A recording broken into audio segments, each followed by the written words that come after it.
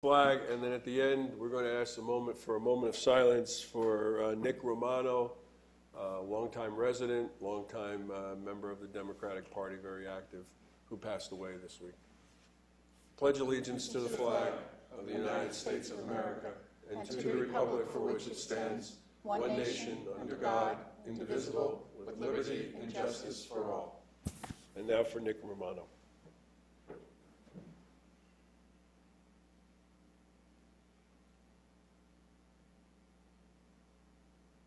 Thank you.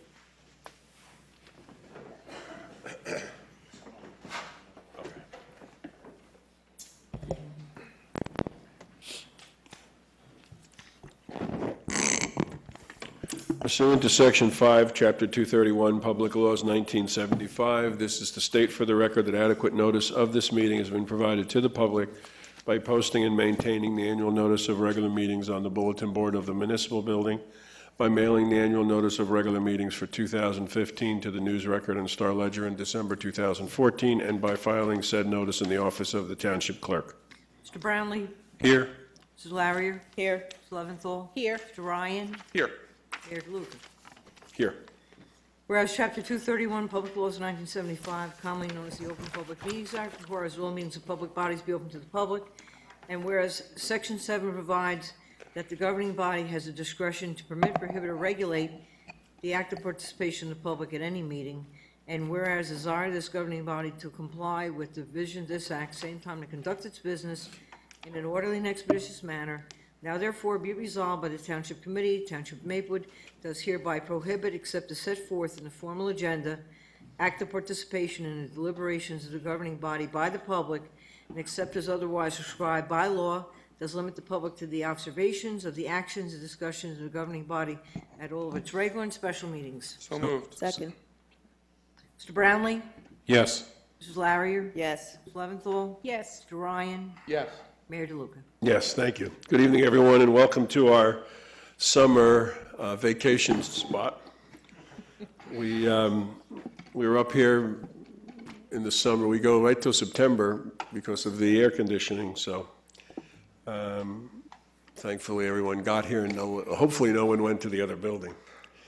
We are going to start the meeting with public comment. If anyone would like to speak to us, we ask you to come up and give us your name and address. These mics work best when you're right on top of it. So when you stand up there, try to adjust it to get it as close to your mouth as possible. We have ordinances on final passage. We have two.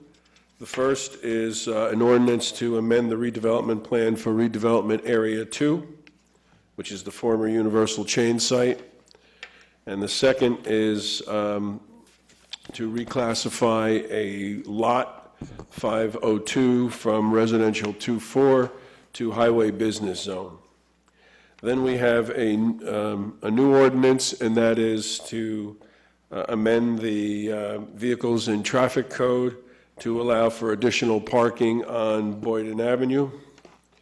We have 5 discussion items: 44th Street one-way, proposed state legislation allowing undocumented immigrants to obtain a driving privilege card. Third is proposed state legislation to toughen laws against firearm possession by domestic violence offenders. Fourth is a request from the Urban League of Essex County to support their Thrift Works social enterprise initiative. And fifth is a request from the Maplewood Village Alliance for funding of legal representation for the post office lawsuit.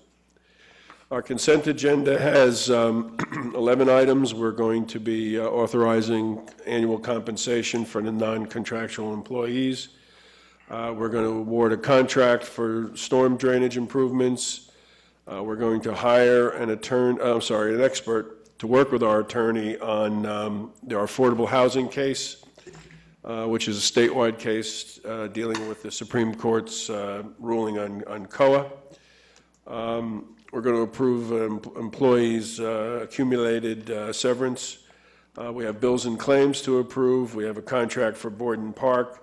We're going to add a couple of special items into the budget, revenue items, And then we have a contract to award for uniform security management, and then we have approval of the open and closed meeting minutes for June 3rd. We'll have our second public comment period. Then we'll have, we have received a report from the construction code official. We'll have administrative reports, reports from elected officials, and then we will adjourn. So at this point, I'll ask if there's anyone who would like to address the Township Committee. Please come up and give us your name and address.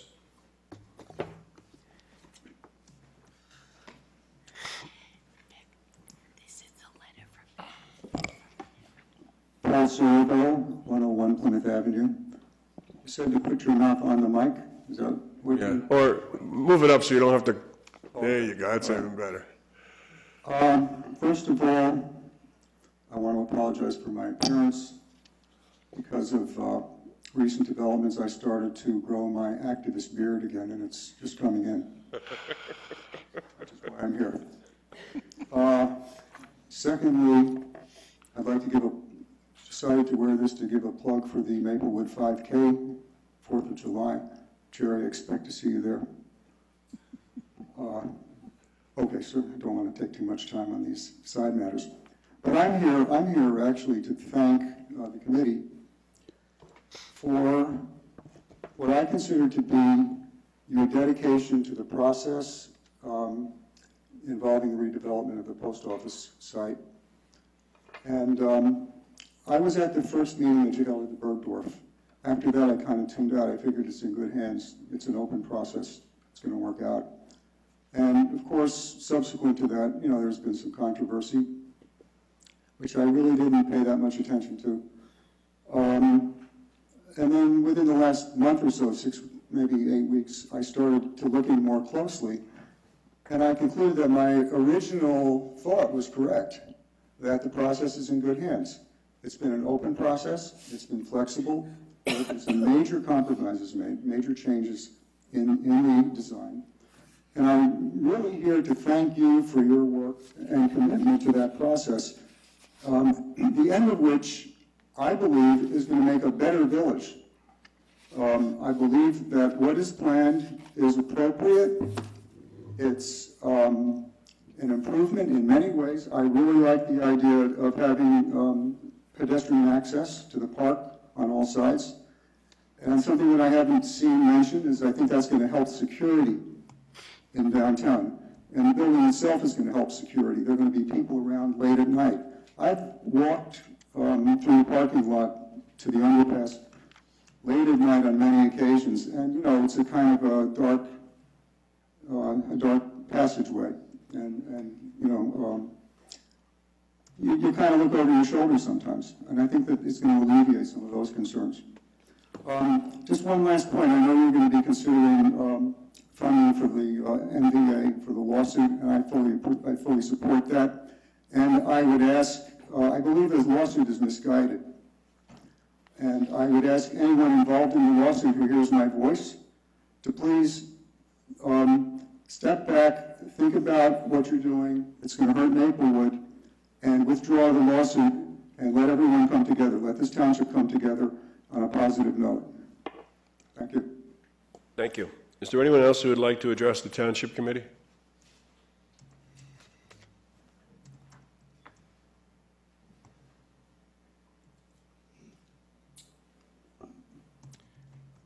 Hi, I'm Mark Mucci. I live at 47 North Terrace in Maplewood.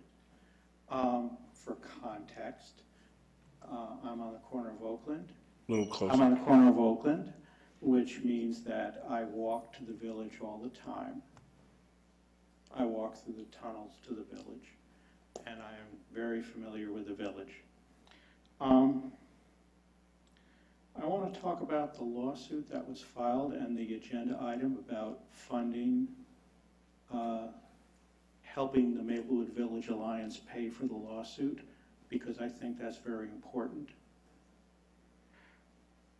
The Maplewood Village Alliance has to respond to a lawsuit because they followed the Maplewood Township ordinances. The post office project is the subject of a redevelopment plan. adopted by ordinance. The ordinance and the redevelopment plan included the usual language which lawyers would recognize that any other enactment which might be inconsistent doesn't invalidate what was adopted. The lawsuit contends that the Maplewood Village Alliance should have ignored the adoption of the redevelopment plan and arrogated to itself the decision of whether or not to replace the existing building at the post office site with a new retail and residential building. Since the Maplewood Alliance was doing its job to follow what this body directed, I think it's only appropriate that the township support the Maplewood Village Alliance in contesting this lawsuit. I think the Maplewood Village Alliance's funds are better spent towards maintaining and improving the village rather than fighting a lawsuit which, quite frankly, has no basis. It has no basis based upon the ordinances of this municipality or in who actually filed the lawsuit. So I am just speaking in favor of whatever you decide, support the Village Alliance with money to make sure that this lawsuit is fought. Thank you very much. Thank you. Is there anyone else who would like to address the Township Committee?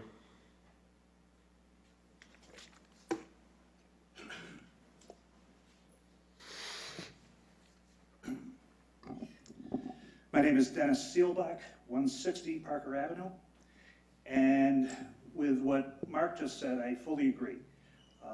This seems to be a lawsuit that has no reason. It has no plaintiff that has standing, from what I understand. It has, and by the way, that information is still not forthcoming, even though it's been promised by a few people. But it's from a common sense standpoint. The MVA did their job. They were given a direction to examine a proposal, adjust it, negotiate it, fix it, play with it, do what they had to do before they finally approved it. Nowhere in their charter or in their rules is there a way for them to say, we ignore everything and we'll make our own rules. And I think that's to me, the crux of the whole situation and the reason that they deserve the support of the municipality in every single way possible to fight this thing and get it thrown out the way it should be. Thank you. Thank you. Anyone else want to address the Township Committee? Okay. We're going to close the first public comment session. There's another one later on. One thing I failed to say is we're going to do an appointment to the Zoning Board of Adjustment. We're going to add that. Let's do that now before we move on to the ordinances. Mr. Brownlee, you're going to move that? Yes, I would like to recommend that Clyde Otis be appointed to the Board of Adjustment. Not sure when that would be effective. Is that effective immediately or? Immediately. Immediately. Yeah, I think there's openings, right, Mayor? Yes. Yes. Did you want to brag on his school before I second it? I don't know whether that would be a conflict of interest or whatever. Yes, he went to a great school. I'm very pleased, despite not going to the same school that he and you did, I'm very pleased to second that motion. Any discussion? Please call the roll. Mr. Brownlee? Yes. Mrs. Larrier? Yes. Mrs. Leventhal? Yes. Mr. Ryan? Yes. Mayor DeLuca? Yes, thank you very much. Okay, now we have an ordinance on final passage. Mr. Mayor, ordinance on final passage, item number 6. Ordinance number 2789-15. It's an ordinance enacting amendments to the amended and supplemented redevelopment plan for Area 2. This ordinance will amend the redevelopment plan for redevelopment Area 2 as regards to the former Universal Chain site. This ordinance has been published, copies posted on the bulletin board in the municipal building, and copies made available to the general public in accordance with the law. Is there anyone who would like to speak on this particular ordinance? Seeing no one, we'll close the public hearing. Mr. Desiderio, before we get a motion, we received communication from the planning board. That is correct, Mayor. I, pursuant to the requirements of the municipal land use law, this ordinance was referred to the planning board for its determination as to its consistency with the master plan. I received a copy of a resolution from the board secretary. The planning board passed a resolution making a finding that the ordinance is consistent with the master plan, and the board supports the ordinance. So it has complied with all of the statutory requirements. They made some further recommendations regarding the pitched roof. The ordinance as written. The amendment to the plan. Yes, I'm sorry. The amendment to the plan contemplated a mansard roof. At the planning board meeting, there were comments from the chair of the Historic Preservation Commission and also at least one member of the planning board that a mansard roof is really not consistent with designs in Maplewood, and certainly is not consistent with the other design or the design of the other two buildings. So they have recommended, the planning board that is, recommends that that we enact provisions which will accommodate the height of a pitched roof so as to maintain the design of the adjoining buildings. So we had set a height of 35.5 feet for the mansard roof. It will take another 8.5 feet in order to meet the pitched roof. But again, you know, we're talking about the highest point of the pitched roof at 44 feet, not the whole entire bulk, whereas a mansard roof would be a box up there. So given the recommendation of the planning board, I would suggest that we amend this, the amendment to the plan, so that the maximum height of such buildings shall be 44 feet as measured from the finished floor elevation to the highest point of a pitched roof. And that's consistent with the other language that we have in there, and that we eliminate the reference to mansard roof. However, Mayor, it is substantive, so it Yes, it yes. has to be republished. Yes, but it doesn't have to go back to the planning board. Correct. Because we're adopting something that they've. Correct. Yes. So I believe if we amend it, then it has to be republished. Right. We need Mr. Greigel to amend the plan and get it back to us so we can republish it. And Mrs. Fritzen, can we get it back on for the 7th then? Yes. If Mr. Greigel gets it to us quickly, Okay. then we can, and I get it to Mrs. Fritzen, then we can get it on for the 7th for final. Mr. Chair, would you accept a motion at this time? Sure.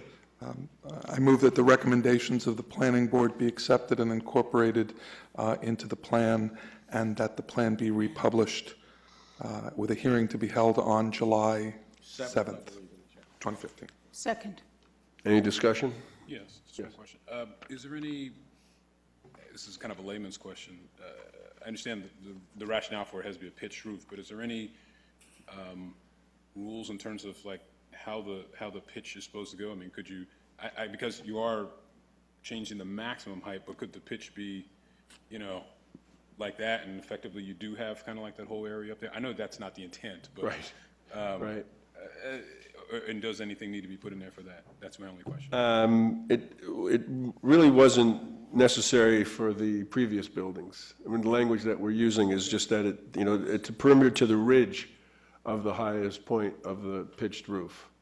Okay. So I think that's the top point, No, I understand. as opposed to the side point. If I could just observe too, the developer was present at the planning board meeting. Their understanding of the recommendations from the planning board and the recommendations from the Historic Preservation Commission are pretty clear. And I think they know what the planning board is expecting to see when they come back with a design, a site plan. Okay, well, those were covered. And what the planning board's expecting to see when they come back with a site plan is not that. Yeah, okay. Okay, so it's been moved and seconded to amend the ordinance, which is an amendment of redevelopment area 2. Please call the roll. Mr. Brownlee? Yes. Mrs. Larrier? Yes. Mrs. Leventhal? Yes. Mr. Ryan? Yes. Mayor DeLuca? Yes, thank you. The second ordinance on final? Mr. Mayor, it's item number 7, ordinance number 2790-15. It's an ordinance to amend the zoning map of the Township of Maplewood. This ordinance will reclassify Block 45.06-Lot 5.02 from the R2-4 zone to the Highway Business Zone. Again, before we do a motion, Mr. Desiderio, this is also sent to the planning board? It was, Mayor. This was also sent to the planning board, and we did receive a memo from the secretary that upon review, the planning board passed a resolution making a finding that the ordinance is consistent with the master plan, and the board supports the ordinance. I'd also add, Mayor, that we have spoken to the affected property owner, and he has signed a letter acknowledging the change and supporting the change. Okay. So this ordinance has been published, copies posted on the bulletin board in the municipal building, and copies made available to the general public in accordance with the law. Is there anyone who would like to speak on this ordinance, which would amend the zoning map to move Lot 5.02 in Block 45.06 from the R24 zone to the Highway Business Zone?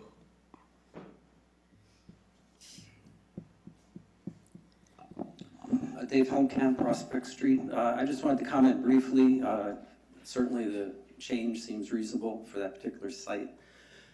In general, though, I do not feel it's appropriate for this body to be taking actions related to particular development projects when the planning board and zoning board are available for that administrative purpose. I'll say that I don't know for a fact, personally, that a zoning change of this type wouldn't come here. But I do want to make the general point that ordinances directed at zoning changes and accommodation of developers past the redevelopment plan stage should be handled by the planning board and the zoning board. Thank you. Anyone else want to speak on this ordinance? Seeing no one, will close the public hearing. Can we get a motion, Mr. Ryan? Yeah, I move this ordinance be adopted as a whole and the clerk be directed to publish the same as a past ordinance in the Maplewood South Orange News Record according to law. Second. Okay, any discussion? Yeah, we had this discussion before the planning board that this proposed ordinance essentially reclassifies a lot that belonged in the Highway Business Zone in the first place. That was pretty clear from the discussion of the ordinance at the planning board meeting. And, we should say in response to a comment that was made, this is the process by which zoning ordinances are made. Zoning ordinances can only be introduced by the Township Committee, must be referred to the planning board, and then after the planning board indicates that they are in keeping with and consistent with the master plan, they come back to the Township Committee for final adoption. That's what we did, that's what we're doing, and that's the only way you're allowed to do it. So there you go. Anything else? Please call the roll. Mr. Brownlee? Yes. Mrs. Larrier? Yes. Ms. Leventhal? Yes. Mr. Ryan? Yes. Mayor DeLuca? Yes, thank you. We have a new ordinance on introduction. Mr. Mayor, introduction of new ordinance, it's item number 8, ordinance number 2791-15. It's an ordinance to amend Chapter 257 of the Code of the Township of Maplewood entitled Vehicles and Traffic. This ordinance will provide for additional parking on Boyden Avenue. Mr. Chair, I move the passage of this ordinance on first reading, its publication according to law in the Maplewood South Orange News Record with the hearing to be held on July 7th. Second. Any discussion? And this comes out of the Planning and Engineering Committee. Please call the roll. Brownlee? Yes. Mrs. Larrier? Yes. Ms. Leventhal? Yes. Mr. Ryan? Yes. Mayor DeLuca? Yes, thank you. Thank you. Okay, we have 5 discussion items. The first is 44th Street one-way, and Mr. Desiderio, you're listed. Yeah, I am, but it was put in here as a placeholder. You may recall that on May the 5th, you passed a resolution continuing the one-way traffic on 44th Street through September the 1st, 2015. We put it in as a placeholder to see whether you want to have an ordinance adopted, whether you want to continue the study, and we didn't want to get too close to September 1st without having brought it back to your attention. So, It is. the will of the committee. We've been talking about this. We have made some changes as far as parking and some striping at the corner of Jacoby and Springfield. There's been some additional enforcement there, so I think the problem that was identified has been somewhat rectified. There still are people parking there illegally to run into the bank or run into the ATM. The folks on 44th Street have indicated to me that they're still very much in favor of this, that it has improved the quality of their lives, that it has cut down on the illegal dumping that has occurred there. Additionally, we put lights up and we've done some landscaping and a lot of other things there, but I think together this really has made a difference for folks in that neighborhood. And it is Mr. Malavasi's opinion, and we spoke about it most recently at maybe, I guess, 2 Planning and Engineering Committee meetings ago, that this be made permanent. So I would recommend that we move forward with the ordinance change. And this would allow a public hearing, and if we can, see if people have objections to it. The only suggestion I would make is that the current provision expires in September? September 1st, Mr. Ryan. Okay, I was going to say, is there a way of having the ordinance hearing? I wouldn't want to have the ordinance hearing in August, that's all. Well, if we introduce it, we'll introduce it the first meeting in July, have it the second meeting in July. Right, okay. Okay? Yep. Yes. Can we see to it that a notice goes out to the people in that neighborhood that, just specifying that? Yes, Mrs. Fritzen will put it in there, and Mrs. Fritzen will make sure that it gets mailed to everybody on that block. Thank you. It's just one block we're talking about, is that right? Yes. Okay. Okay, we have the second is proposed state legislation allowing undocumented immigrants to obtain a driving privilege card. I brought this up at the last meeting. There is a there's an assembly bill in the State House that is working its way through different hearings, and this would allow individuals who are undocumented to still be able to get a driving permit under certain conditions. They'd have to pass a driver's test and a road test, both a written and a road test, and they have to prove identity and residency. We have a significant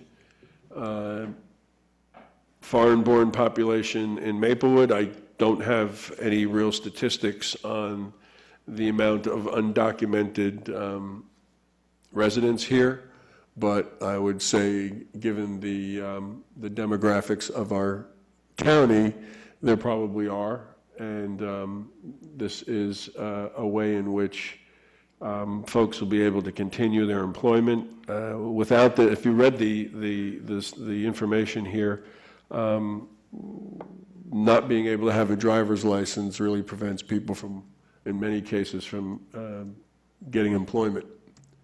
And so I wanted to put this up to see, Union County took a position, some other municipalities have taken a position in favor of this legislation, so I wanted to see if there was any interest here in going on record in support of it. And I'm in support of it. Yes, Ms. Leventhal. I'm in support of it and hope that Essex County would be also. I think it's not just an employment issue, but it's a safety issue, and would like to see us move forward. I mean, I don't mean to sound like I'm making light of this issue, because I'm not making light of this issue. But how is somebody who can prove their residency, et cetera, an undocumented person? They don't have citizenship. And you have to prove that you're a citizen in order to get a driver's license? I'm serious. Yes. It's a serious question. I'm not. You have to prove your residency, and oftentimes people who are don't have the documentation will not participate in that process. And this is to set up a special. Actually, if you are caught, you can be deported. So that's the fear of going through the process. So this sets up a parallel process where you would not have that fear of deportation. Okay. I understand. Yes. I guess on the face of it, it seems like a good idea, but I'm a little troubled by it, because I guess on the one hand, I understand the awkward situation that the people without a driver's license are put in because they don't have a driver's license, but presumably the presumption is that they're attempting to become citizens, and perhaps something is slowing down that process or somehow preventing it. And I'm wondering whether or not there might be funds spent on somehow finding ways to expedite their path to citizenship. I guess my concern on the flip side, I understand the fear of deportation, but I guess also one side of me says that if a person is use the term undocumented immigrant, that they are also potentially in a position of being exploited by their employers, because they could be subject to certain circumstances that, well, if you don't do this, then we'll tell on you or something like that. And so I guess while on the one hand I understand the sentiment, I guess I'm questioning whether or not the money might be better spent. And I confess I don't know all the details, but it seems like there could be additional effort in lieu of this placed on expediting their path to citizenship, and then the driver's license just sort of comes along with it, rather than sort of working around what seems to be the root problem in the first place. So why kind of it's almost dealing with the symptom rather than the cause. And so I'm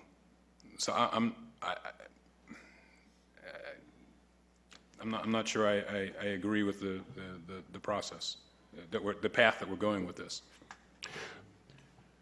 I can respond. I don't know if you wanted to say anything first.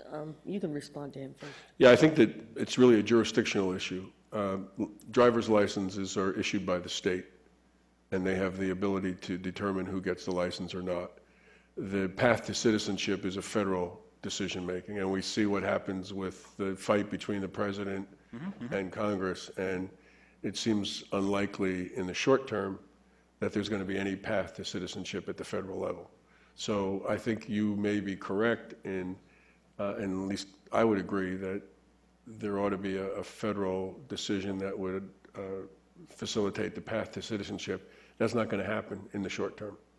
And the state cannot do anything about that anyway. But the state can decide who gets driver's license or who would get a driver privilege card.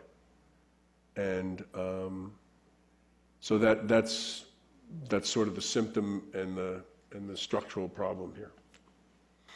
Until the immigration issue gets resolved nationally, then the only thing that the state can do is address the symptoms. Thank you, because that was the explanation I was looking for. And my fear is that many are driving anyway because they have to get to work. And it just seems better to have them go through the process of getting a driver's license. Presumably, they would need to pass the tests and the road tests and make sure that they are driving safely. So I would concur, but I would also hope with Mr. Brownlee that somehow the entire process is fixed long-term.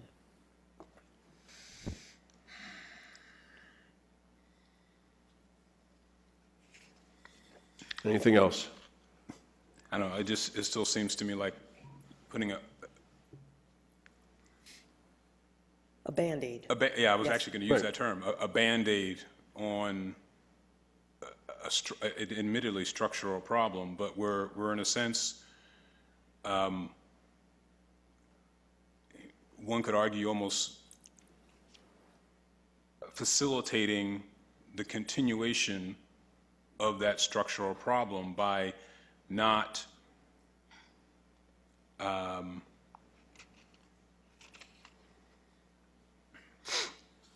there's sort of negative repercussions of the status quo, which in some sense may place some pressure, I realize there are those who are against it, at the federal level. By in a sense, doing this, we're almost enabling, in some extent, the continuation of that, because now the downstream implications aren't as severe.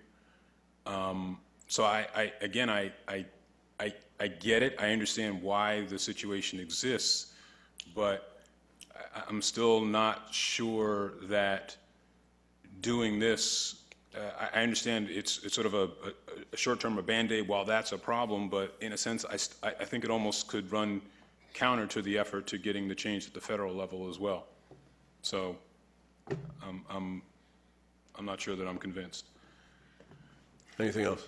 Yes. I would just ask you to consider how big the problem is at the federal level.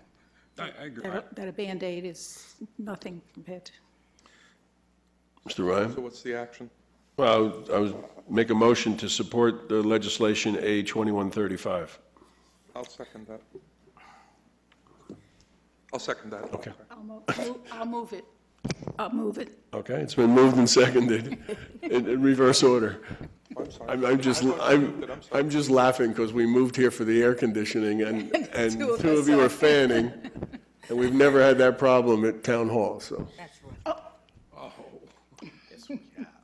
right. Well, we're not there, so who would know? Okay, so we have a motion that's been moved and seconded to support A 2135. Please call the roll. Mr. Brownlee? No. Mrs. Larrier? Yes. Ms. Leventhal? Yes. Mr. Ryan? Yes. Mayor DeLuca? Yes, thank you. Mayor, if there's a template, you'll send it to me? Yes. Template of a resolution? Yes. Thank you.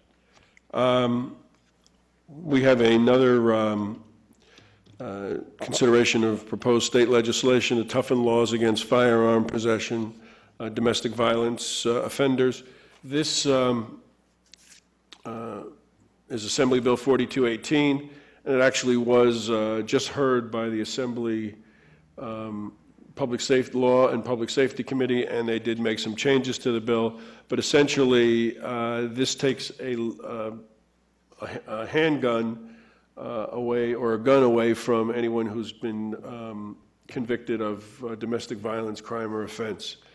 And it requires cross-referencing of records to determine whether the alleged attacker owns a firearm, and then removing those firearms. So this, again, is something that is, with the spotlight on domestic violence, this is a toughening of pretty tough laws that we have here in New Jersey on guns, but this makes it even better, in my mind, in those situations where someone is being violated, and oftentimes the gun results in a murder. I definitely support this. I was one of the developers of the Maplewood Domestic Violence Crisis Intervention Team, and weapons, especially guns, were an issue many times, and I'd like to see it even stricter, but I think that this will do a good job. Any other comments? Yes. I hope I'm not out of order, but I have sort of a general question. What determines whether we identify an Assembly bill or a Senate bill for our support, and why aren't more of them here or less of them here? What makes these two come here, or the other ones that we've supported or not supported, as opposed to, say, the bill that was introduced for out-of-network charges from out-of-network hospitals or such? It's the individual township committee members bringing things here for consideration. I think they need to be applicable. Certainly the example you raised is. And I think a standard should be, is it, can we make, can we contribute to the conversation and the discussion and maybe resolving some public policy issue? Okay. So is there a motion to move on supporting Assembly Bill 4218? So moved. Second. Any further discussion? Please call the roll. Mr. Brownlee? Yes. Mr. Larrier? Yes. Ms. Leventhal? Yes. Mr. Ryan? Yes. Mayor DeLuca? Yes. We have a request from the Urban League that was sent to me, and Mr. Manning, I hope you had a chance to look at this, because they're looking to put a clothing donation, oh, he's not here. I went to use the restroom. All right, I hope they have speakers in the restroom. I hope they don't. Mr. Carrera. They don't. Okay. Speakers were nice. So in any event, the Urban League is looking to put a clothing donation box in the Maplewood Municipal Building. Not that we know your business, Joe. What? Never mind. Yeah, we're talking about the Urban League, their request to put the clothing donation box in the Maplewood Municipal Building as part of their economic development jobs program, job opportunity program, and wanted to get your sense of it. Have we done this before? This seems like an initiative that they've just got up and going this year, so. We've had various boxes. We just actually completed the PBA food drive. We had a box there. We have glasses are dropped off for the people in need, and we've also had shoes. We had I forget the name of the program, but so it's not unusual to have. So you see no conflict with this? No, no, I don't. I'm sorry, what's the time limit? I'm not sure how long they would keep it in there. It says date of our choosing, that Yeah. it would be placed and it would be removed. That's up to us. So I thought, the president of the National Urban League is a resident here. Yeah, that's very good. So I thought it might be nice if we supported it locally. Yes. My concern is shoes and glasses, clothing, that's a big box. Well, they collect it, they do a 24-hour turnaround. They collect, so they collect often. But the box is still there. Yeah. So I'm wondering, can we do it for a limited amount of time?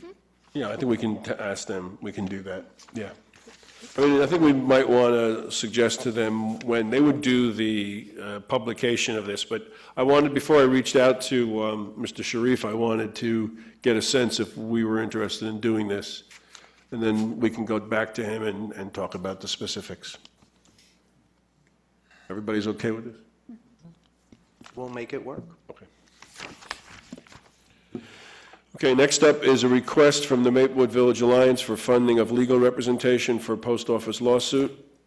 So at last Wednesday's meeting of the Maplewood Village Alliance, there was a motion approved that the Alliance asked the Township to fund their legal representation for a lawsuit that they have been named in on the post office. So I'm bringing it back here for consideration. Mr. Desiderio has identified an attorney that would be able to handle this. And I guess the question, Mr. Desiderio, is what are the expectations of cost or range for the lawsuit? Well, it's hard to, it really is hard. I mean, I think there's Could you get closer to the microphone, please, Roger? yeah, there's going to be a conference call of council in terms of strategizing on how best to deal with it. Fees will be on an hourly basis. I've identified John Drill as a lawyer who is extensive experience in land use. He was at one time, and he may still be, editor of the Cox book, which is the primer on land use, very experienced. And his rate would be $175 an hour. So I can't, which is very fair. It's just very difficult to say. You know, if it were dismissed on a motion, which I assume would probably be the first step, then it'll be not that much. If it goes further, then obviously the cost will be more. So I just can't, in good conscience, tell you a number. You'll keep us apprised as time goes on what this is costing the taxpayers, correct? I will. Thank you. It'll, Mr. Manning will know, and Mr. Uribe will certainly know. Because this would be also in addition to the council that we have to hire for our part in this lawsuit. The township is also named as a party. The township was served. I acknowledge service on behalf of the township. McManaman in Scotland, who is the township's redevelopment counsel, will be representing the township in connection with it. I will appear as co-counsel without charge to the township, so that I am kept abreast of what's involved, and I'll be involved on a day-to-day basis with it. But like I said, the township will pay only for one lawyer, and that'll be McManaman in Scotland. And their fees are? I believe they're $200 an hour. Is that right, Joe? Yeah. Yes. So, I'm sorry, Kathy. Has the Maplewood Village Alliance been actually served? I don't know the answer to that. I would have to reach out to Mr. James. But again, you know, if Mr. Drill is going to be representing him, he'll be the one who will be dealing with Mr. James or whomever they designate as the coordinated person for purposes of defense of the lawsuit. What's his name again? John Drill, D-R-I-L-L. I'm sorry, how's that spelled? Pardon me? Drill like drill? Drill like drill, yes, D-R-I-L-L. Mr. Ryan? So the question is, if we're inclined to agree with this request from the Maplewood Village Alliance, what's the appropriate mechanism to do that? Do we need to simply pass a resolution agreeing to their request and directing staff to appropriate money for this? What's the proper form of this? The answer is yes. I would say there should be a resolution authorizing the expenditure of funds in defense of this lawsuit. I think the proper procedure would be Mr. Drill will bill the alliance, and the alliance in turn will then send those bills on to Mr. Manning for reimbursement to the alliance. Mr. Manning, does that work? Yes. Ms. Leventhal? And then would we add, like under the Village Alliance's budget, there would be like an asterisk for this year indicating one-time legal fees? I think that would be wise to do, to kind of amend their budget to give them the additional money. And indicate one-time, Right. yeah, to be open about it. Okay, well, we should probably indicate by resolution that that's the direction we want to go, and then if there's details that Mr. Manning and his staff have to handle to memorialize it appropriately, they can do that and come back to us. Do you want to move that? Yeah, I would move that we respond in the affirmative to the Village Alliance's request for legal counsel as suggested by Mr. Desiderio, according to the process recommended by Mr. Desiderio as well. Is there a second? I'll second that. Any further discussion? Yes. So if we're approving their funding request, if you will, we know the rate per hour, but to your point, we don't know obviously how many hours it'll be. Is this just sort of open-ended, or? Well, unfortunately, I think the answer to that is yes. Yeah, we should probably authorize $10,000. Yeah, I mean, that's probably a good starting spot. So could I amend my motion to put a specific dollar amount in it? Yeah, I wasn't necessarily saying, I just want to know what. No, it's a good point, and that's the right thing to do. Yeah. And if the 10,000 is exhausted, we'll have to have this conversation again. Second. I guess I would also point out that our costs too will be just as open-ended. Yeah, well, those are we have budgeted costs for that. We budget each year for litigation, and that is in the township budget. So I couldn't tell you how much is in that particular line item right now, but I believe that we're sufficiently within the budget that we should be okay for the Township's council. Okay. So the motion is to affirmatively respond to the request from the Village Alliance for funding of the legal representation up to $10,000, and that the procedure be worked out as to how that's actually going to go forward. Before we vote, could I just thank the folks who took the time to come out this evening to speak in favor of the Alliance and support the Alliance? Thanks. Okay. Please call the roll. Mr. Brownlee? Yes. Mrs. Larrier? Yes. Ms. Leventhal? Yes. Mr. Ryan? Yes. Mayor DeLuca? Yes, thank you. We have the consent agenda. I move for the approval of the items on the consent agenda. Is there a second? Second. A question. Ms. Leventhal. This has to do with number 7, resolution number 126-15, insertion of special item of revenue and appropriation in the 2015 municipal budget. This is open space money from Essex County Yes, for, the Borden Park project. yes. Okay, the letter attached confuses me. It's from a year ago. Did we get a letter saying that we could put it off a year, or? Yes, actually, it was awarded, and we were not able to do, Okay. because of the timing, I forget exactly Okay, what. so there is something, okay, great. So we have an extension, basically. Okay. Please call the roll for the consent agenda. Mr. Brownlee? Yes. Mrs. Larrier? Yes, with the exception of items 10 and 11, because I was not at that meeting. Ms. Leventhal? Yes. Mr. Ryan? Yes. Mayor DeLuca? Yes, thank you.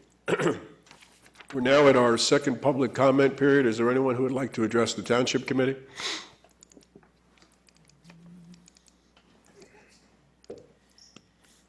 Hi, good evening. Annette DePalma, speaking as Township Prosecutor. I would just like to express gratitude for your support of the bill that would extend driving privilege card to undocumented workers. Depending on what you read, there are between 250,000 and 500,000 undocumented workers in New Jersey. And also, depending on what you read, they make up about 8% of the workforce. In our court, I see undocumented workers who don't have licenses probably between 8 and a dozen a month. So we see quite a few of them. To get the driving privilege, just a little bit of information, you need to prove your identity, your residency, and you have to pass a written test and you have to pass a road test. The card's good for 4 years. The good things about it are obviously that there are testing and licensing requirements that other drivers are subjected to. But another very important point is that if you have a driver's license, you can also get car insurance. If you don't have insurance and you get into an accident, it's a really bad thing for the person that you get into an accident with and for everyone else because the funding from the insurance pool, et cetera. So thank you very much, and I am hoping to get the New Jersey State Municipal Prosecutor Association in support of this bill as well. So, thanks. Thank you. Is there anyone else who would like to address the Township Committee?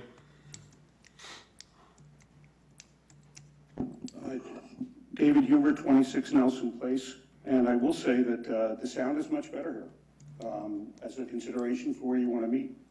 It's not why I'm speaking. I'm speaking because I want to reiterate, and I do not want the results of the primary election to color one way or the other.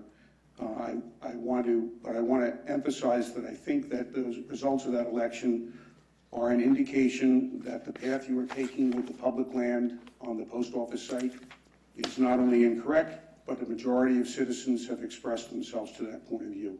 One of the considerations I heard that I would like, although I don't expect any feedback tonight, is that you're swapping a permanent public asset for, you're selling the permanent public asset. And any information the Township Committee, those who will be serving in 2016, can give on the disposition of the money, given that the last time this happened, when at least 3 of you were serving, the disposition of the money went from a permanent public asset to plugging short-term budget holes, I would appreciate it, and I know, based on my campaigning, that people would appreciate it also. Thank you. Anyone else want to address the Township Committee?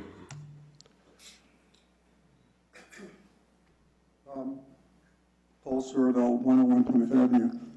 I would like to venture an opinion in response to David Humer's statement. And my opinion is that if Mr. Lembrick had campaigned on a program, a platform, that his movement, or the movement in support of the goals that he identified with and which David has identified himself with, if that movement had plans or expectations of filing a lawsuit against the Township of Maplewood and the Maplewood Village Alliance, if they had been truthful in their campaign, the results would have been far different than they were. And so I believe his statement is predicated on a false campaign. Thank you. Anyone else want to address the Township Committee?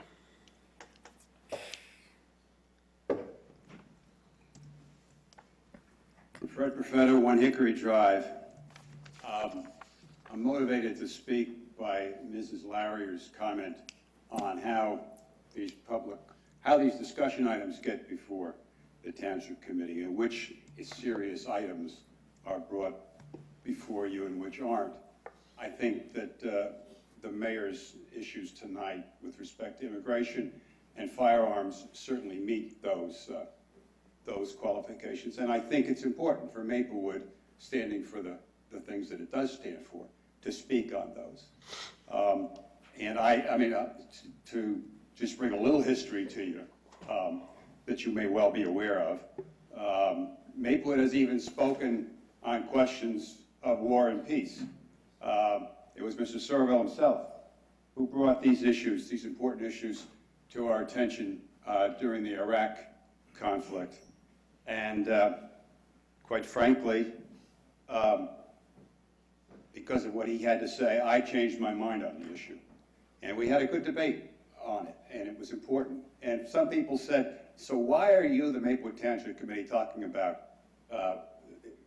what the federal government is only obliged to or not do, that is to make war or peace? And ultimately, the thought was, look, this is something that touches every citizen. And lots of things, Revolutionary War, the War of 1812, I can go on, started with grassroots discussions in bodies like this. So these things are important. And when members of the Township Committee feel they are important, I think they should come here. Now, I do want to mention a specific instance. A year ago, I was chairman of the Community Coalition on Race. During my tenure, the incident at Ferguson occurred. Since Ferguson, there have been a number of instances of what I'll call excessive, I'm being diplomatic, violence used against unarmed black males. And we asked the governing bodies of these two towns to comment on these issues and to use their own language. We brought that to South Orange's attention, we brought it to Maplewood's attention. South Orange gave it a lot of discussion and came up with a resolution. Mr. Brownlee, who's our liaison from the Township Committee to the Coalition, has advised that you have discussed that, you have considered that since. But it's been almost a year, I'd say, if not more. I'm not sure exactly when Ferguson occurred, but it's been a long time. And I think it's important, especially in light of what's occurred since Ferguson, which, quite frankly, it's all gone downhill since then. And this town's standing for what it stands for, that you really should take that up. I mean, that's an important issue, and especially in this town, with some of the concerns that people have in this town This is an issue that deserves some serious attention and some comment by a governing body, which, quite frankly, I know stands for the things that the coalition stands for and that right-thinking people in this country stand for. But I, for one, would like to see it actually expressed. Thank you. Thank you. Is there anyone else who would like to address the Township Committee? Hi, Greg Lembrick, 50 Sagamore Road. I came here tonight with no intention to address the committee, but given an allegation that I feel was at least indirectly made against me from this podium, I just feel compelled to stand and state, while I'm not going to take any position on the lawsuit itself, that the lawsuit was not a part of my campaign. I was unaware of the filing of the lawsuit or the existence of the lawsuit until, I guess, a week ago Sunday, which was about 5 days after the election. So for anyone to say anywhere, much less in a public meeting, that the lawsuit was somehow part of my campaign or associated with me personally is untrue and uninformed, and I just wanted to put that on the public record so at least I respond. Thank you. Thank you. Is there anyone else who would like to address the Township Committee? Yes, sir.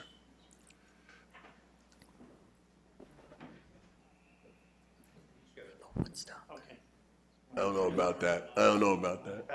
Wait a minute. We're taking over. Hope they're having a good week.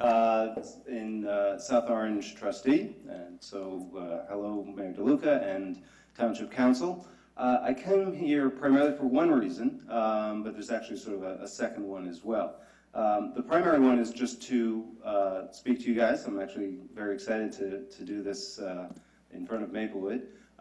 But we are putting on an event, and so again, I didn't know the right timing for this, but South by South Orange, which is derivative of the Austin, Texas South by Southwest conference, is another one of the events in this long history we have in our lovely towns of showing off what we have to offer. And in this particular case, in the last few weeks, I've personally been very happy to have been at the Community Coalition Races excellent event a few weeks ago, Pride Fest this past weekend, the South Orange Maplewood Art Tour, and at the end of June, in 2 weeks, is South by South Orange. And so I just wanted to encourage you. I have some posters. I just, make sure that the folks on the dais are aware of it and are helping to promote the event. In fact, in today's Matter magazine, there's a little feature on it. And in particular, interesting, the talent that is featured is a Maplewood resident, Peter McClard, who is doing a talk and musical act on the convergence of music and technology. So I just wanted to let you all know that this is going on. There's one other request I have, and I'm happy to take any questions about the event, but I do have one request for the council and for your administration. I'm here with George Finley. George is a longtime resident, and in particular, he has a skill and an experience that very few of us might have. And he's a pilot, and he actually has a certificate to fly drones. So the theme of South by South Orange is creative collisions, and I want to say you guys will all connect to this, hopefully. We are a community, and that is not just South Orange nor Maplewood, but our local groups, that when you hear the word collision, you don't run away from it, right? So if you're Geico or an insurance company, you're afraid of that. Here, we embrace that, and where we have socioeconomic differences, racial differences, ideological differences, we don't run away. In fact, to Fred's being a chair of the Community Coalition on Race, we really embrace those, and we find productive outcomes out of these collisions. One of those things happens to deal with the technological change of drones. And in fact, when I first reached out to George and one of his partners in crime on this, I had this concept of public safety versus personal privacy. The two of them come together in an interesting collision, right? Because theoretically, it's a lot safer for us if we have drones with cameras watching out for our personal safety. there isn't a other side of that potentially is an impingement on our personal privacy, that they're watching us, right? So on one hand, it's good for us. On the other hand, there's something to give up.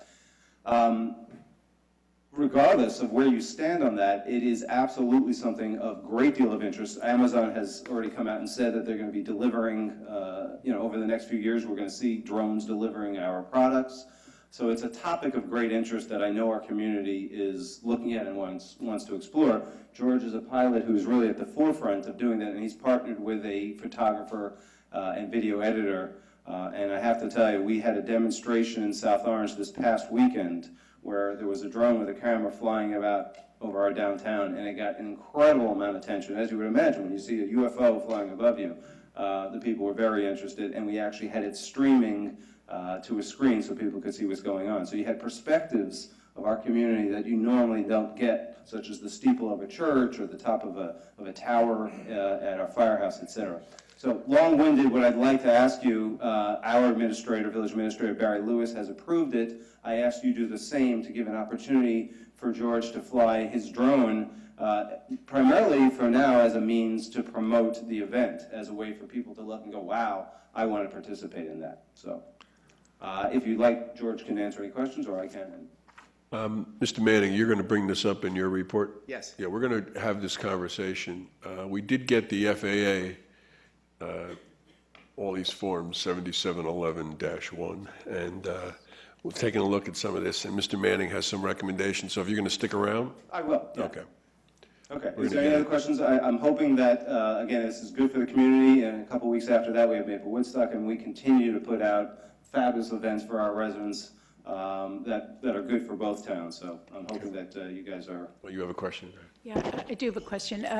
There's an email that mentions the Board of Ed having a drone club.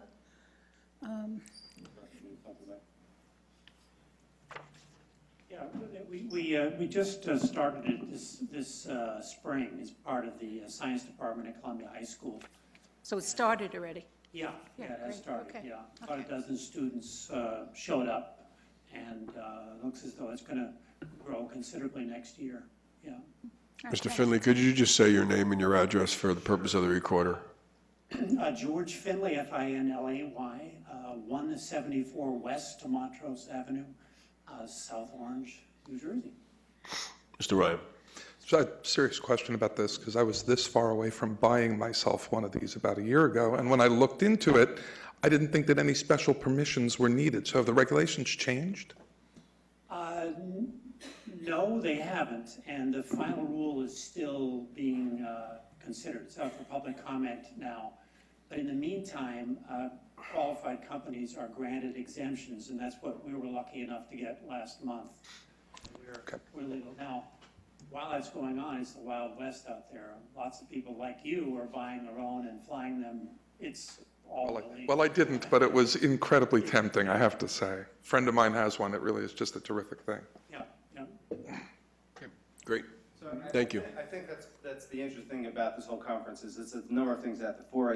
I also want to mention that one of the appearances is Columbia High School's YouthNet program, which each of our towns are sponsoring and putting forth.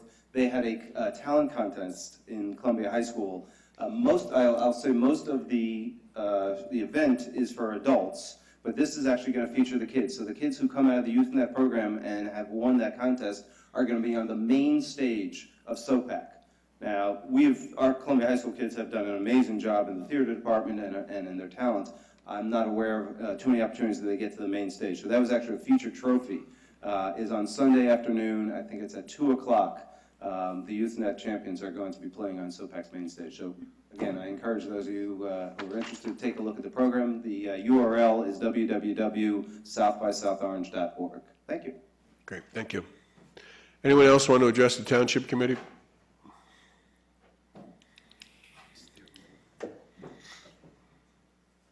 Good evening. Inda Sexer, Euclid Avenue in Maplewood. The Maplewood Township website had an announcement that an agreement was reached that was mutually agreeable to the Township and Kings. There was a small description of what that resolution was. We haven't seen any presentation of a revised site plan or any changes related to that of the elevations of the building. I'd like to request that you issue that for the public to review, and I'd like to know, when is the soonest you anticipate being able to do that? A number of people have asked about that. And two, could you spend a little time tonight talking about the evolution of that and what the solution is? The developer, at least as I understand it, is finishing the changes to the site plans and is going to be submitting them to the planning board. Then at that time, it becomes a public document. So we'll make it public then. Will you put it up on the website? Or? I can see no reason why we wouldn't. Good. As far as just essentially what's happening is the building is being moved back to accommodate King's. Back? I don't have all the dimensions, but it's being moved back. You mean toward the railroad? Yeah. Yes. So are we losing that lane in the back of the building? You know what? I'm not going to speculate with you, and I'm not going to. That's your interpretation. I don't think we're losing anything, but no, I'm just asking. I'm not. I wouldn't no. suppose. I think we're gonna wait till they come out with the revision. But weren't you part of the solution, the discussion of the solution to it? Yes. But you won't speak to it. You asking me if we're going to lose the lane? I said no. No, I asked you what the change is. And I told you we're moving the building back. Okay, thank you very much. Anyone else want to address the Township Committee?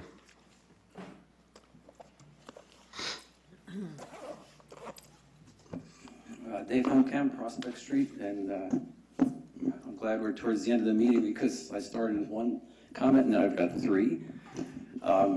First off, I have to admit I clicked on Amazon last week and bought a drone. Terry, I'll let you know. It was fascinating just spending 10 minutes. Control it with your phone. I could, yeah. You could probably control it with your phone. I control yours with my phone. But it was really fascinating just looking over websites and things, 10, 15 minutes. It's clear that there is a lot going on in that area and that it's quite accessible to me. I invested a little under $90, which was not the cheapest option. So the second point I wanted to get back to was my comment regarding the directing things to the planning board and the zoning board. Jerry, thank you for the clarification. I had indicated I wasn't sure in this case, but rather than speaking generally, I'll put a point on it. I know that one of the issues for the Wawa site that has come up is the dual use status of that site. And that I would very much like to see addressed by the zoning board for that site only. And if there's any contemplation of extending dual use elsewhere in town, I think that's a separate matter, perhaps goes back to the master plan. I don't know. But it's a significant change in what we have in Maplewood to open up dual use in any kind of general fashion. Let this applicant justify the case, get it on the record, and let the zoning board decide. The last thing I wanted to bring up, and speaking to you as myself, as a resident only, I am a board member of Village Keepers. My comments are not in any way representative of that organization. I wanted to briefly provide a little perspective on how I think we got to where we are.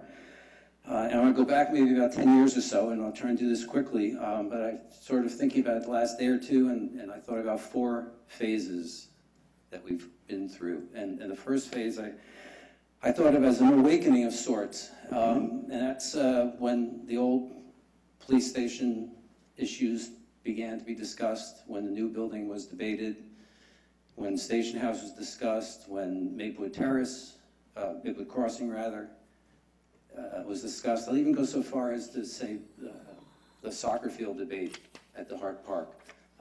It's a lot of land use issues, a number of them involving public land, all of them, well, all the building projects involving redevelopment ordinances. And I call it an awakening because I think the community was slowly beginning to get it, that this is a very serious issue for the township, where we are located geographically, economic pressures, tax pressures, everything else. And that it gets right to the identity, our own identity, the character of the town, the quality of life, right? I really think that people came to appreciate that over the last have come to appreciate that slowly over the last 10 years. I think is and continues to be a period where that's, keeps coming up as a topic. I'm going to call the second period the period of disillusionment. And that started with the building of Station House. And I call it that because, I should say, yes, when Station House was finally built. And I call it that because there are a number of people who participated in some of those earlier events or topics, projects, who became much less vocal as the post office project started. These are respected members of the community, professional background, have been very vocal on earlier projects. And as the post office project came into discussion, most of those voices weren't present. And by the time we got to 2013 and we were addressing the redevelopment plan, there were virtually no members of the public present at those document review meetings. And that to me is really surprising for a project right in the center of the village in comparison to some of the others. So that was a period of disillusionment in my mind. That's a period when Engage Maplewood got involved trying to request, insist on, facilitate communications so that people could understand and figure out how to participate. All right. This January, I believe a period of indignation started. And that period was marked by this body introducing an ordinance that would change 5 parameters in the redevelopment plan for the post office. One regarding height, one regarding architectural feature, a few others, affordable housing. But those first 2 were right at the heart of the debate that had taken place up to that point on public input. The size, the massing, the appearance of the structure. And to try to accommodate the developer directly rather than through a process at the planning board, since the development plan was already in place, generated indignation. Engage Maplewood raised 340 interested, likes, if you will, in 2013, 600 or 700 votes on a petition. The organization's active since January have generated an additional 700 votes on a petition, 700 likes on the page, and 450 lawn signs, all on this topic. All right, so that indignation went further. People questioned the need for a pilot. The applicant's justification for a pilot seems, I would go as far as saying invalid. It simply doesn't, it's not true. There are false statements in his request for the pilot. The MVA approval of the site plan that was not complete, was not official, indignation. The very fact that members of the MVA didn't even have a paper copy of the site plan in front of them generated some indignation. And the verbal aggression towards Kings at the Maplewood Village Alliance, similarly. So here we are post-election, it's the 4th phase, right? And front and center on the lead vote-getter's platform was the post office site and development. And that was a candidate who ran off the line, and I'm told won by the largest margin in Maplewood history for an off-the-line candidate. And now we have litigation, and that's unfortunate. All right, but I think those 2 results are a culmination of these phases. I really do, now that people are paying more attention. I hope that the parties in the litigation will address it in as low a cost a manner as possible. There are issues that are entirely within the power of the township to to address. Undoubtedly, attorneys need to be involved at this point, but that doesn't mean that it needs to be costly to any of the parties. So just to wrap it up, the public debate on the post office site will continue. I expect that you're going to hear many more voices, many of them new voices, representing both sides of the debate. Those who will speak in support of the project, who were previously content to stay at home, perhaps it was too cold or too wet to come to meetings, they're getting much more participatory online post-election, in the post-election phase. So I would encourage you that you see that as a vibrant debate. And that despite the late arrival of the supporters of the current proposal, their late arrival to the conversation, and they're being much more vocal, perhaps, and commenting much more online, despite them being late, that you see the debate as a signal that we don't have the right answer yet. And that you take it to mean that we need to step back. And I just encourage you to think of that in the light of that history, because I do believe that's what has gone on as people have tried to engage in the land use decisions over the last, approximately 10 years or so. Thank you. Can I see in court? Am I allowed to ask a question? He identified himself as a member of the organization that's suing us. But feel free. Yeah, I'm sorry. Where'd you go? Dave? Right there. Mr. Helmkamp. I'm sorry, Dave. Actually, I was going to ask you a question, actually, because you... Oh, I'm sorry. Yeah, whatever. Whatever. Something will happen in the lobby, I'm sure. What were you going to say? I'm sorry. No, I'm sorry. No, I appreciate your, I guess I call it a narration of some of the history of how we got to where we are, and you're going back over the past 10 years or so to help me. This is my curiosity. Help me fill out the context a bit. Another piece of the narrative. You mentioned that you're one of the board members of the Village Keepers. When was the Village Keepers actually formed? And you said you're one of the board keepers. Who are the other board keepers of the village? Who are the other board members of the Village Keepers? Dirk Olin, who's published.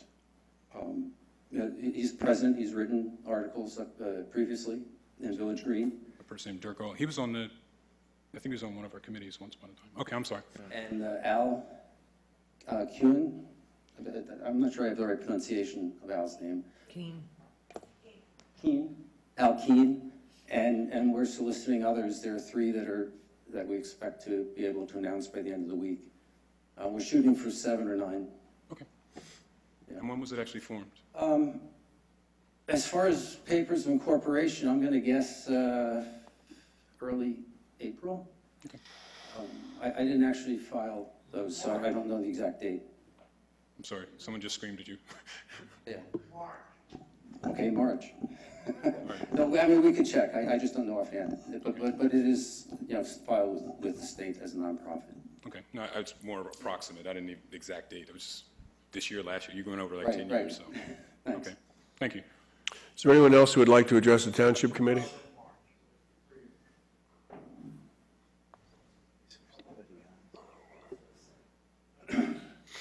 Dennis Seelbach, 160 Parker Avenue. I wasn't planning on doing this, but I got to answer a little bit of that. There is an allegation that folks. So I'm sorry. Go ahead. And there's an allegation that some of us, like me, who have come to this late, are coming to it late. I would point out that if we're talking March or April of 2015, where the organization that is suing the town was formed, that after a 10-year process seems to be pretty late to me. And that's one of the big objections that people like me, who have not had a problem with the process, have with all of the opposition that suddenly springs up and is costing me money. It's coming out of my pocket, just like it's coming out of all of yours. It's a political ploy. All they're trying to do is delay, and we're fed up. And yes, you are going to see a lot more people like me coming out here. Because unlike the Village Keepers, in order to keep a village, you have to respect it. Thank you. Thank you. Is there anyone else who would like to address the Township Committee? Seeing no one, will close the second public comment period. We're now going to move into administrative reports. Mr. Manning? Yes, two things, and the first one has to do with the unmanned aircraft systems, the UAS or drones. We received a certificate of waiver or authorization from the Department of Transportation issued to a company called Precipia Inc. of Parsippany, New Jersey, and it allows them to basically, while they're getting all of the regulations together, to operate an unmanned aircraft system at or below 200 feet above ground level for the purpose of aerial data collection. And in a letter from the Department of Transportation, Federal Aviation Administration to Mr. Brown, counsel for Principia Inc.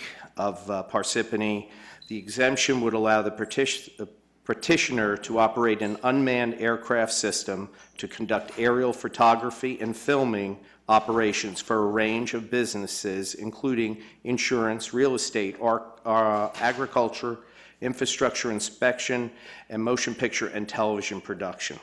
So we received this, and basically what I understand from the company is they want us, the Township of Maplewood, to be aware of them and to allow them to operate in the Township of Maplewood.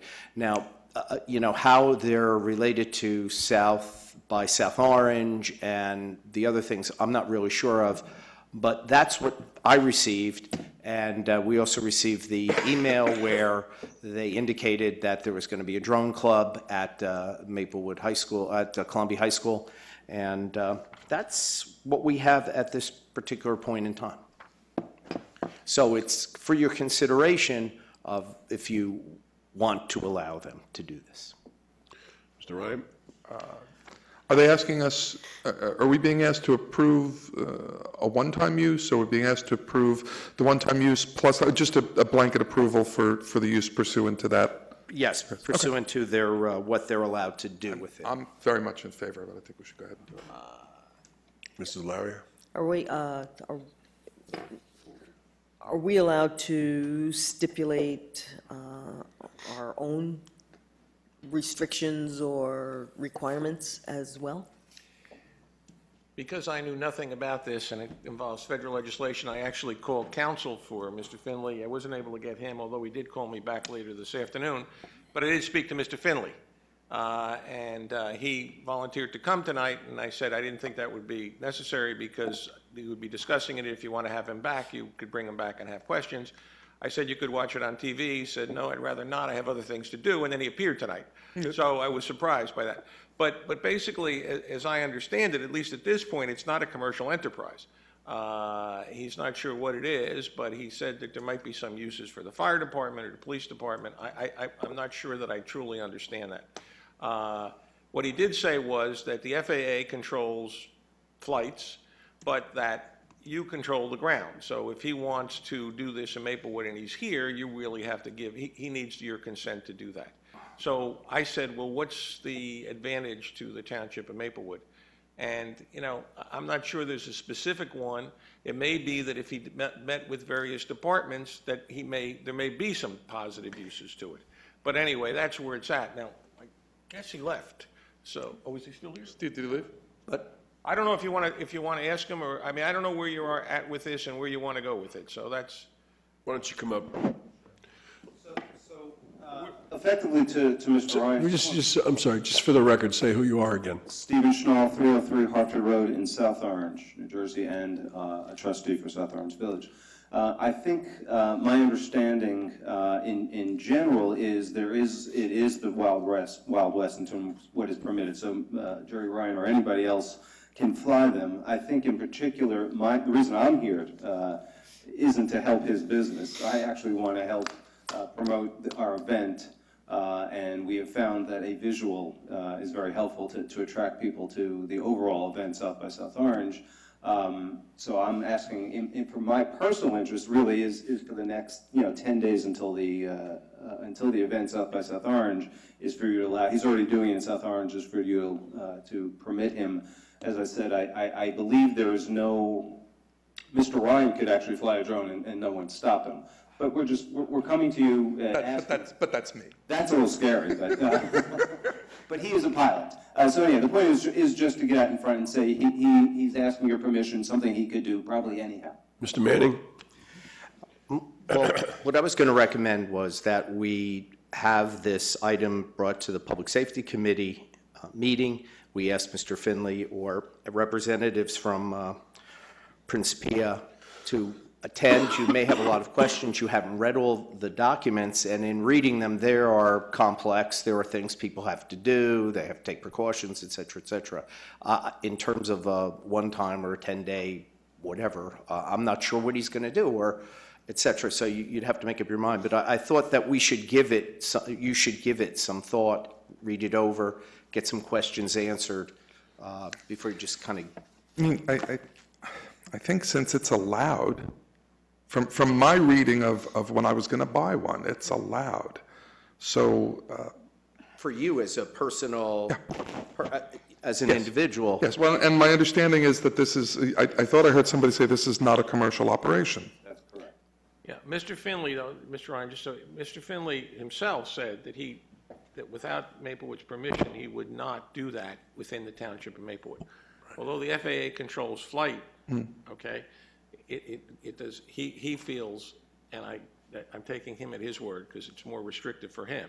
He feels that the township has to approve his landing and takeoffs within the township of Maplewood.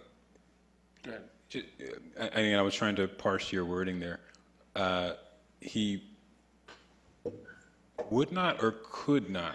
I guess I'm trying to understand. I'm trying to parse out Mr. Ryan's statement, and we keep using him as an example, and that this is not a commercial enterprise. And Mr. Schnall's statement, it is kind of the quote-unquote wild, wild west, if you would.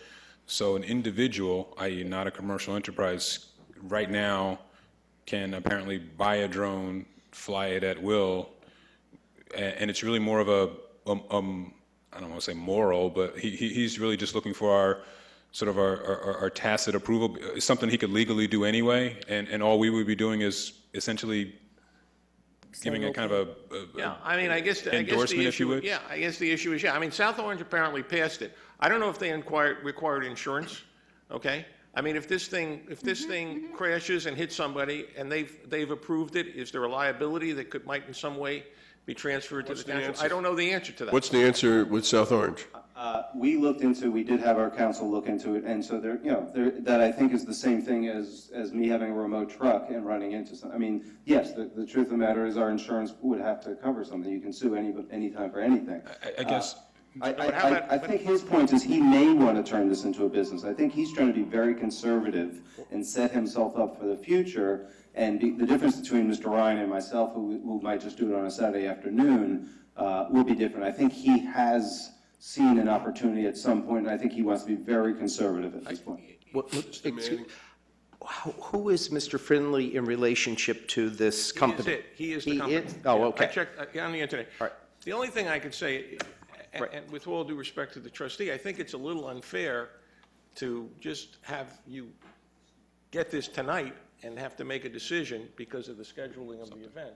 And I appreciate what you're saying, but I mean, I think Mr. Manning is right. This should be referred to a subcommittee for some additional research on this. And Mrs. Lowry, hold on. I have actually two questions. What's the difference between a drone flying and my son grabbing a remote control helicopter, which you can get in the mall, and flying that, which I know can fly up pretty high because he's gotten two stuck in a tree. That's one. Well, the drone is recording information on people. Okay, and two. At much higher altitude. The drone can get up pretty high. Get up several hundred feet. And two, my concern, I would concur with Mr. Manning. I have concerns about trying to make this decision tonight. I have concerns about a drone or a helicopter or anything that's recording and my finding it flying around my backyard. And so I would like, since he did come to us for our permission, I would like to actually put restrictions on that permission if he is willing to comply with them, so. Me? Oh, I'm sorry. Ms. Leventhal, Mr. Brownlee. I just have a quick mention. I'm concerned about insurance coverage. You know, if this drone bangs into the top of my house with my husband sitting up in his study, he's an expensive. Oh, sorry. Mr. Brownlee. The guy who's flying, it's got liability. Mr. Brownlee. If I'm parsing this out correctly, it can be done now anyway. So if we were to do something officially, it would seem like, from our perspective, the change would be perhaps that we might have some liability should something happen, versus if we didn't take any action, he could do it anyway, and we would not be in that position. Again, I'm not a lawyer, but I'm just thinking if we were to take an action, somehow we get drawn into it in a way that we would not be drawn into it if we took no action and he just did it anyway. I understand the moral suasion, perhaps, part of it, where he kind of wants the imprimatur of the township, but It's probably a fair analysis. so I guess I would be, just from that standpoint, again, given that it's more or less an unregulated type of thing, there are people, perhaps like India, who might be upset that there's a drone in her backyard and perhaps sues some privacy type thing, or crashes into the study here and now someone sues for that, or whatever. And I guess I'm trying to think, why would I, in terms of the township, introduce the possibility of us being drawn into something like that, versus if we took no action, that wouldn't be the case, and the end result is still the same. You could still fly it anyway, other than the fact that he doesn't have our imprimatur that it's okay. It doesn't sound like there's going to be a yes vote tonight. So if I could just say one thing. Yes, probably.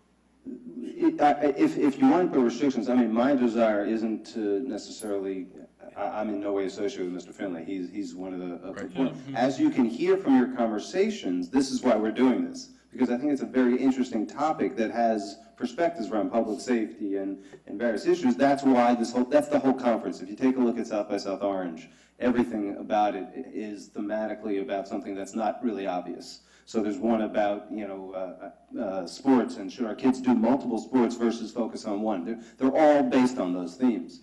I guess what I'm asking you is to allow us, and if we put a restriction on it, I'm fine. I would like the opportunity, maybe it's one day on the weekend within a certain number of hours with a certain announcement, to allow Mr. Finley to fly a drone for an hour as people look up at if it's on the train station or someplace that's perceived as safe. But it sounds like he could do that now, Yes. even without our making a statement.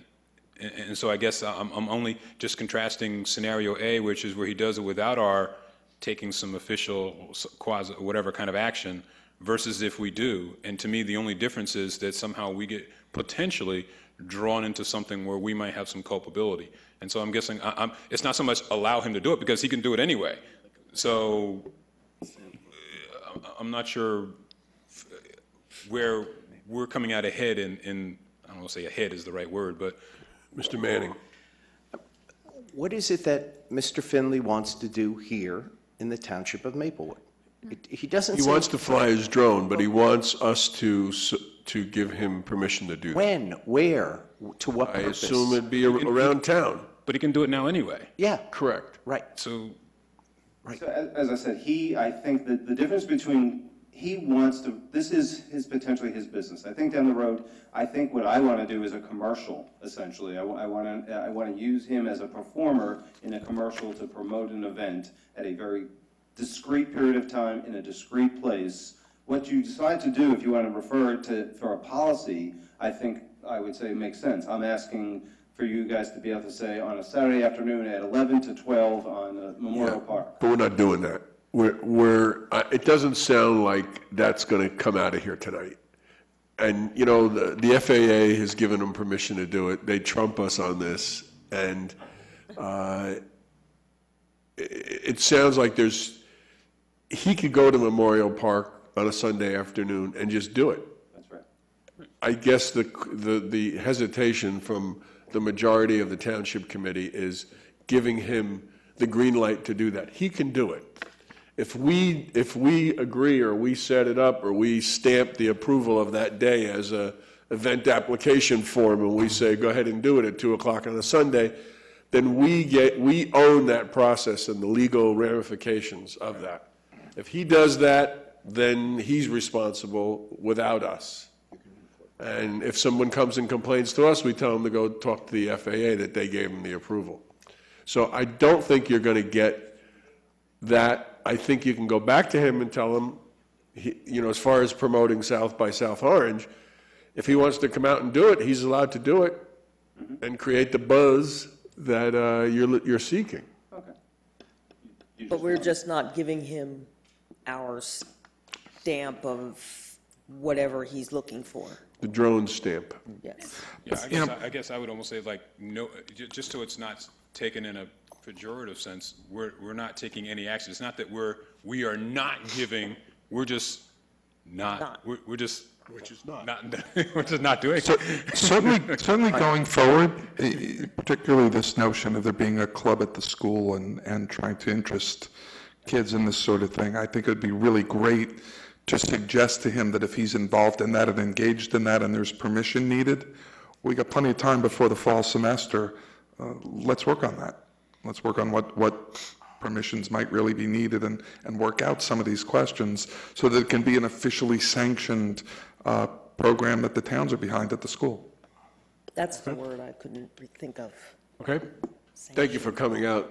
No, thank you. Thanks. Okay. Thanks. See you guys in a couple weeks at the event. Thank you. But I don't want a drone in my backyard. Okay, Mr. Manning, your number 2 item? Yeah, I have two more. The next one is just the announcement that the farmers market is open.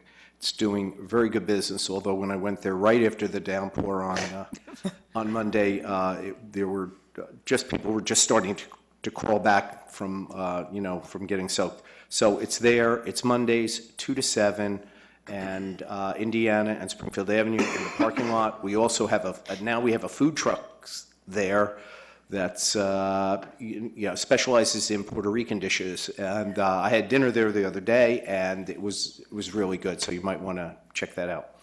And one last thing, which Mr. Correa is going to report on, is about a bid that we received. Thank you, Mr. Manning. Just want to bring up to your attention the contract regarding hauling and disposal of leaves. The township received 2 bids on Wednesday, June 3rd for this contract. Upon reviewing the bids, we determined that the lowest bidder, their equipment did not suffice to provide the scope of work that we were asking for. And when we moved on to the second bidder to review their bid, they did not fully submit all the requirements that we were asking for the bid. So what we're asking tonight is for you to reject the bids and allow us to go out to bid again, please. Can we get a motion to that effect? I'm sorry, just a quick, I'm happy to move it. I just have a question about it. Sure. This is for the hauling of? Leaves. Leaves, thank you. I move it. Second. Any discussion? Please call the roll. Mr. Brownlee? Yes. Mrs. Larrier? Yes. Ms. Leventhal? Yes. Mr. Ryan? Yes. Mayor DeLuca? Yes, thank you. Any questions? Any questions for Mr. Manning? I do have one question. I'm not sure if you can answer it. When do we start actually working on, I know we moved the dirt, but when do we start working actually on the skate park? Do you know offhand? They had a pre-construction meeting the other day, so it's supposed to be done by mid-August. I don't know the exact date, but it's coming soon. If you want me to get you around about the exact date, I'll ask the people involved, and I will send you an email. I'll send you all an email. Roundabout of an exact date would be fine. Thank you. Maybe it'd be good to put it on as an e-blast from the rec department. Okay. Okay. Mr. Desiderio. I have 2 items, Mayor. First, I want to just report generally on the County Tax Board meeting. There was a meeting of the County Tax Board, I believe it was last week, and the purpose of which was to discuss revaluations within the county. The county sent letters to, I believe it was 8 municipalities, and I don't remember them all. It was Maplewood, South Orange, Nutley, Bloomfield, Montclair, and I'm just drawing a blank on the others, the purpose of which was to discuss the timing of revaluations. The Essex County Administrator is very aggressive in trying to get values as high, as close to 100% as possible with regard to it. The full board met. We were asked to give our opinions. I was there with the assessor and with the South Orange assessor, who was also present, Ms. Malgiri. The assessors are generally want to get the values as high as possible. I explained to the board that the Township of Maplewood hadn't paid for its last revaluation, and that the Township was not in a position to discuss that. The board suggested that they would probably, in all probability, be entering an order directing the Township to do that. I said that really under no circumstances should it be effective before 2018, so that the Township could digest what basically it's been doing. So if that order should come down, and it certainly has not been directed at this point, it's my assumption that it would be a revaluation to be effective as of January the 1st, 2018, which would mean that there would be a revaluation done in the calendar year 2017 to be effective for tax year 2018. So that's where it's at. There's nothing definitive. It may not happen, but that's what happened at the meeting. The second item I have is that we received a request from a Maplewood resident who owns a home and is part of the Maplewood Home Improvement Program. She is in the midst of getting a home equity line of credit, and the bank will not move forward with the credit approval, being that there is a lien on the property in the second position. They would like to know if the Township is willing to move to position 3 and provide subordination so that the bank can take the second position. It is generally our recommendation, and has been consistently the position of the Township Committee, that you will subordinate to a new mortgage so that you maintain your second mortgage position. We have been asked on several occasions to take a third position. My recollection is that generally speaking, you do not do that, that you would keep your second position, and if she in fact was going to go for a refinancing of a first mortgage, you would let the first mortgage replace the existing mortgage and the like. However, she has asked, and we're bringing it to your attention, and you need to let me know what you want to do with that. What's the outstanding So basically, she would have her first mortgage. She'd then have a home equity line, right, and she would have the home improvement line. Right. I'm sorry. Good. So she cannot get this home improvement loan if we don't move. Home equity. Home equity loan. That is correct. If she doesn't, if we don't move back. Agree to the subordination to that. Yeah, right. we don't know what she'd use the money for. The home equity loan. So it's not home improvement, it's a home equity, so it could be, we don't. It could be improvements. It could be, but it could not be. It could be, I want a new car. We don't have any information. Okay. Do we know how far she is into our? She received the loan in 2013. So she's new. So it's new. Yeah. Yeah, If you were 5 or 7 years into it, it might be something different. Yeah. Yeah, I don't think so. No? Okay. That's all I have. Okay, Mr. Greer, you got it. Yeah, I think we should stick with the policy. Yeah, I think There was a that- year or two left of the 10 years. Yeah, then it would be maybe. different because the loan is forgiven, and we have a number of those, but this is a new loan, so I think that that's, Okay. seems like a good idea. Okay, That's it. that's it I have. Okay. Ms. Fritzen? Okay, Mayor, you asked at the last meeting what the progress was on ABC person-to-person transfer, and since then I received background information. It appears that we'll be able to have a hearing on transfer at your next meeting, July 7th, for the Highland Place license. But I really still need to review the materials before I get them to you. And the other thing is, I just want to say, as a service to our ABC licensees, we will have our second licensee come into the office tomorrow, and Sonia has already helped one licensee do the online renewal. So I think that's a great service for the people who first first gentleman did not own a computer, one of our package store licensees. So we have another one coming in tomorrow morning to help them do their renewal. Other than that, it seems like they're going pretty smooth. Thank you. Anything else? Get here tonight, Mayor? It's okay. I like it. Ms. Leventhal likes it also. Okay. It's too hot. We'll have reports from elected officials. Ms. Leventhal? I have a few things, mostly announcements.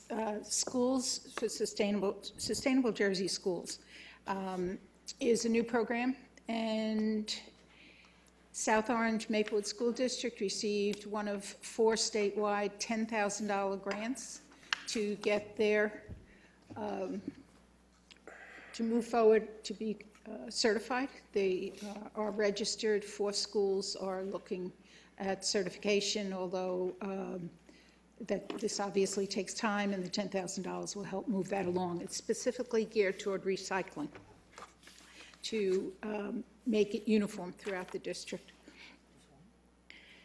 I think I mentioned previously, but want to let you know that I did have the YouthNet and MEND program. This is where we took middle school students and talked to them about good nutrition, talked to them about food pantries and what kinds of food is given out and how that all operates. We then took them to King's with a donation that we had from Slow Food Northern New Jersey, and they went shopping with $20. They bought good food. They received goodie bags from the manager at King's, and then the next day we went by jitney, which they loved, over to Our Lady of Sorrows food pantry and stacked the shelves and then packed bags for the families that were going to be coming on Saturday morning. So we hope, since this costs about $200 to do each time, that we'll be able to sustain this program. It came out of the Maplewood Loves Wellness Leadership Group, and it went very, very well. I'd like to thank Diane Malloy and Kate Cahill for their work on that. This is an announcement.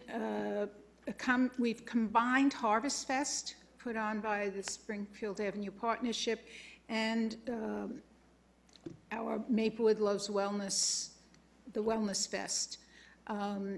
They both occur in the fall. I had wanted to move the Wellness Fest to Springfield Avenue.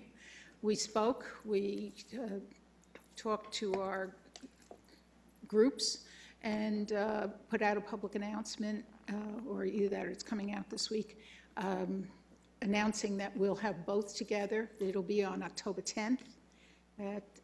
The location is on Springfield Avenue by the library, the gazebo, the parking lot, and it'll go from 11 until 3 o'clock. There'll be tons of things to do. Also, just want to mention that Maplewood Loves Wellness is mentioned in the League magazine, and we're mentioned because we had built into one of our projects, which was the Walking a Pedometer project, some metrics. And now this is something that's being asked of the mayor's wellness campaign to move forward with metrics to measure the success of programs. So just like the public to know that we keep getting kudos from various places. This is one of them. Thank you.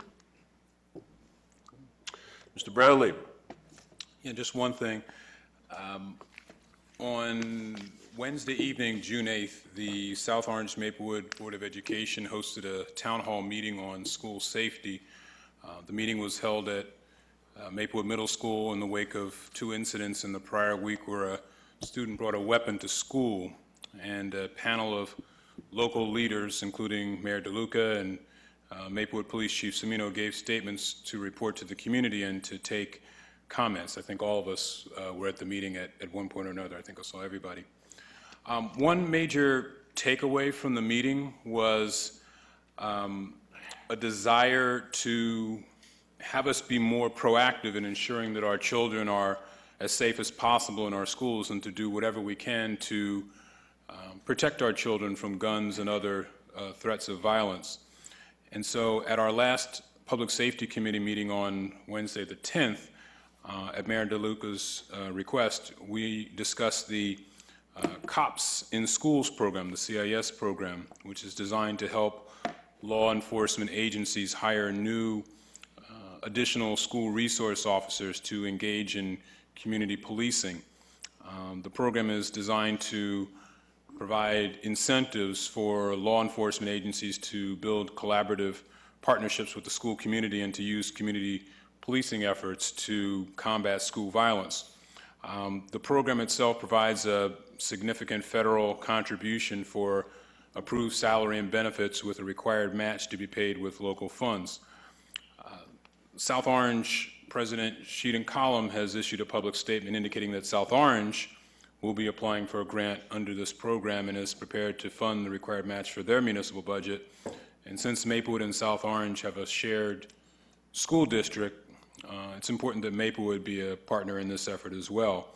And so I'd like to propose that effectively we do the same, to authorize Police Chief Cimino to apply for 2 officers through the Cops in Schools program. Are you making that a motion? I am making the motion that we authorize Chief Cimino to apply for 2 officers through the Cops in Schools CIS program. Yes, Is there a second? I'll second that. Any discussion? Yeah. Yes.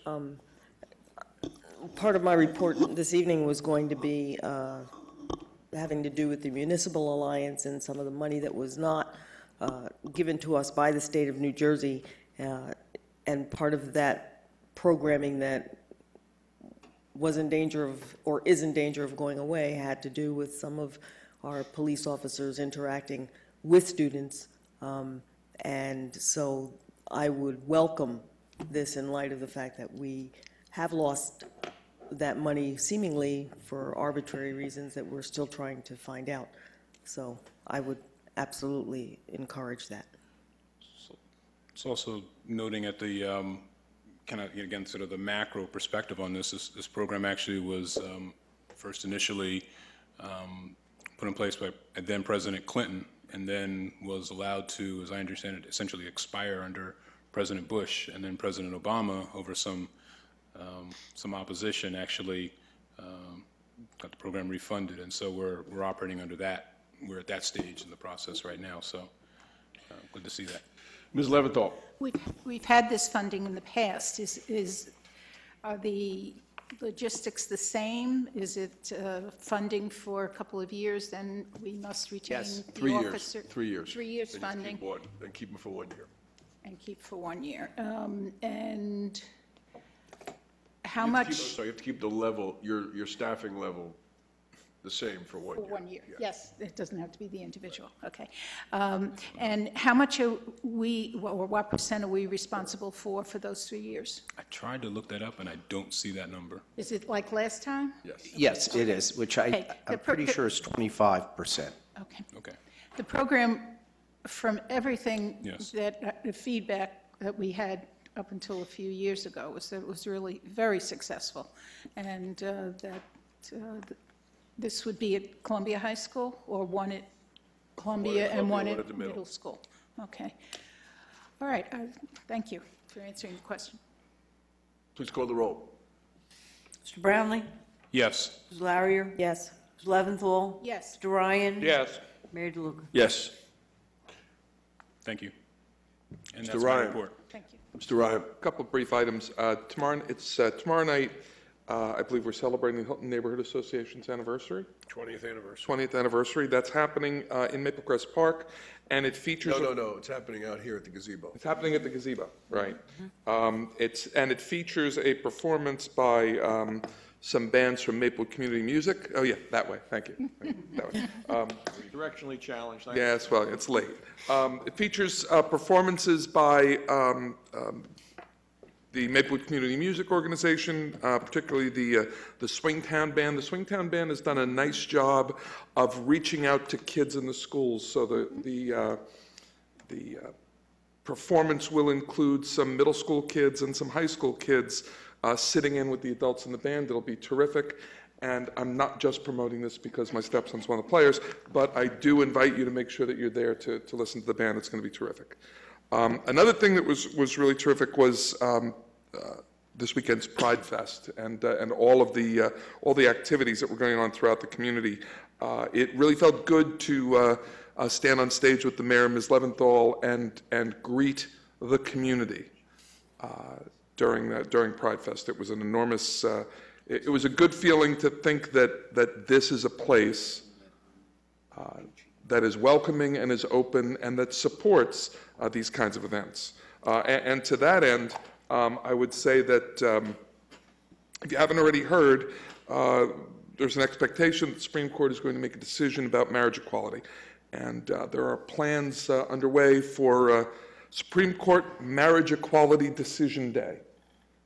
Which will, if the weather is nice, will be on the front steps of Town Hall, and if it's raining, will be at the Woodland, and the day will be whenever the announcement happens, which may be Thursday, but will certainly be before the end of this month. So, I think that I'm hoping that the community will be out there celebrating.